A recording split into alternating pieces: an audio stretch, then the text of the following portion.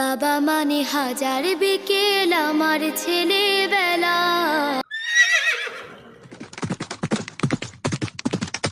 কি ব্যাপার, লোকগুলো দৌড়াচ্ছে কেন? ও ভাই, কি হয়েছে? দৌড়াচ্ছেন কেন? কেন কেন পালাইলি ফোনে? সমস্যা নাই, ক্ষমতাতে আসি 5 বছরের লেগা। একদিন না একদিন তো তোরে পামই।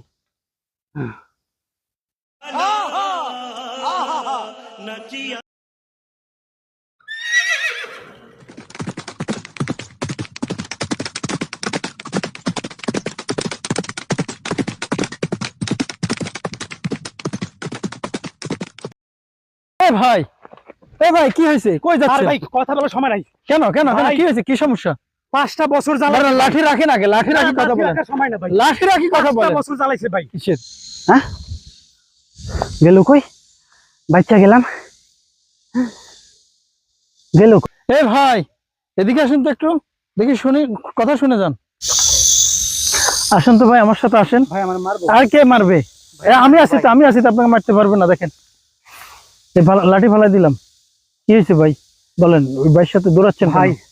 বলার কি আছে, বিগত 5 বছর অনেক জ্বালা যন্ত্রণা সহ্য করছি, এখন ক্ষমতা আইছি, এখন শোধ মিটাইতে হইব।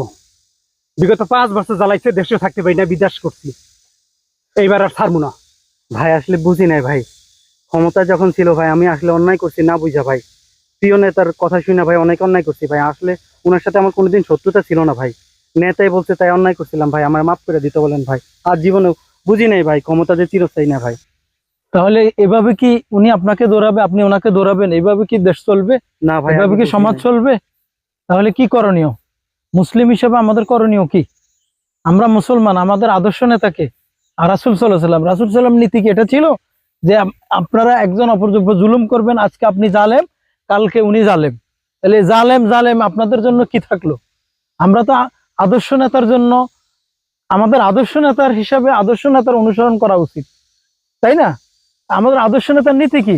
রাসূল সাল্লাল্লাহু নীতি ছিল আপনারা জানেন। আপনারা মুসলিম হিসাবে যে এই মক্কা বিজয়ের পরে রাসূল সাল্লাল্লাহু আলাইহি ওয়াসাল্লাম চিহ্নিত অপরাধীদের ব্যতীত 11 জন অপরাধী ব্যতীত বাকি সবাইকে ক্ষমা দৃষ্টিতে দিয়েছেন। তাহলে আপনারা কেন আইন হাতে তুলে নিচ্ছেন? আজকে দেশে যে জুলুম করেছে, অত্যাচার করেছে, তার বিচার আইনি ভাবে হবে। আপনারা আইনের শপথ হবেন।